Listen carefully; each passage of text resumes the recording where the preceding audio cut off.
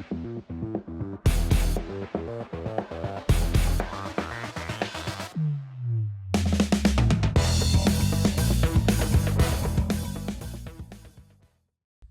guys, welcome back to another episode. Thanks for tuning in. I'm sitting down here on the shores of the Wisconsin River, and all year long, even in the spring, we've had really low water level. So much so that the current has been very little. We just haven't had any of those good solid rains to get the water moving, which I'm okay with because I don't have to worry about anything flooding. But over the past week, we have gotten about 8 inches of rain. So the river has come up behind me. It's into the trees that are right behind me, and it's about I don't know, 2 feet away from being where I'm at right now. So it's definitely come up. It's not like a flood stage where people have to worry about their homes being flooded, but compared to where we were a week ago, it's a drastic change, and the current it's probably 4 times what it was. So that's got me thinking about today's topic. What I want to talk about today is, what do the fish do, if anything, when the water comes up, whether you're fishing a river or a lake. Do the fish change at all? So I want to start with the river. Here, guys, when you're in low water periods like we've been having and reduced current, a lot of times the areas that are the best are the areas with the strongest current, which is oftentimes the middle of the channel, or the areas where the current is getting pitched up against the shore. Like, the fish are actively seeking out strong current that's going to bring the food to them. So right now, prior to this, a lot of the best fishing was out in the center of the channel. Like, if you could find a rock bar or a shallow ledge or a sandbar, the fish, regardless of species, a lot of times, this is pretty regardless of species. So if you're chasing walleye or chasing bass, a lot of the best activity was right offshore. Now with this increased flow, the fish are going to be looking to get out of that current. They still want to utilize the current, but they're not going to be sitting right out in the middle of the channel just looking for bait coming to them. They're going to get into areas like eddies or current seams and try to expel less energy, but have that current bring the food to them. Whereas before, with such little current, they almost had to go seeking out the hardest current and trying to find the bait that was being brought to them.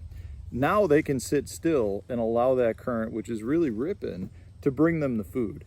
So really what happens, when you're fishing a river like this that's now flooded and swollen out of its banks, is a really good population of fish will move up to the bank itself. They will move much shallower and get behind some of the tree bases or get behind some of the rock piles or little current breaks. There'll be way more current breaks on the shoreline than there will be out offshore. Now, yes, there are a bunch offshore, isolated rocks or a sandbar or a ledge that the fish will be piled up, behind too. But what I find at that point is that's when you'll see some more species separation. So you'll have like a lot of the walleye, a lot of the sturgeon. They'll be like in the pools, more still main channel, but behind a specific current break.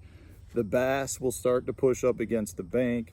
A lot of times the panfish will push up against the bank, and they'll utilize more of the shoreline cover. But you want to be aware that just because you were fishing a spot a week ago that was producing, the likelihood now with the river being up 4 feet, that spot's not going to produce anymore. There is so much that changes. So you want to be aware of, what those fish are doing. And for me, if I'm fishing a river situation, I'm going to start looking to get out of that main channel current and try to find a softer side current or some of the side channels, or get right up onto the bank, because that's where a lot of the bass are going to go, and that's what I'm going to be looking for. Now, when you're talking about, if you're fishing a pond or you're fishing lakes that have flooded, it's a little bit different, because a lot of times you're not going to have the same current. Although in a reservoir, you still will have really good current throughout the entire lake. And that's one thing you do want to key in on. You may have good current in areas that normally don't really ever have current or noticeable current. So you'll have more current breaks set up in reservoirs that have water coming into them.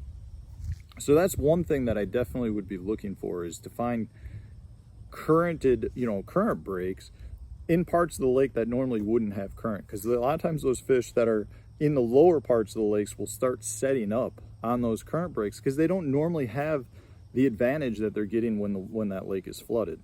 The other thing you'll notice is a lot of times those fish again will push way up into the banks. Some of the best fishing you can have on natural lakes and reservoirs that are flooded is on nicely cut lawns. People that, you know, have a nice mowed lawn, the fish will move up in there because it's good feeding areas, because it's a good area for them to get up and cruise. It's almost like being on a sand flat. You know, those fish like to move around on flats because they can see what's going on. Well, when they move up onto a lawn that's been flooded, it's a flat that's like a nice manicured grass bed for them, a weed flat. And you've got a lot of worms and things that are coming out of the ground that they can easily feed on. And a lot of times those areas are completely out of current, so they don't have to expel a bunch of energy to move up on that flat to look for that bait. But you'll find that a lot of times when a lake floods, you know, that's where you want to go, is instead of going back into a woods that have been flooded where you have a tree every 10 feet, so there's way too many targets to concentrate on. There's fish in that. It's just hard to say, okay, what tree are they going to be on? It's a lot easier to move up into areas that have less trees and less cover, and then start looking for your isolated objects there. So in this case, if my yard floods and my picnic table is here, or my fire pit over there, those are good isolated targets when it floods. You know, it's basically like taking your big shallow flat, you know, sand flat, sinking a brush pile, and the fish are holding to the brush pile because there's nothing else to hold on.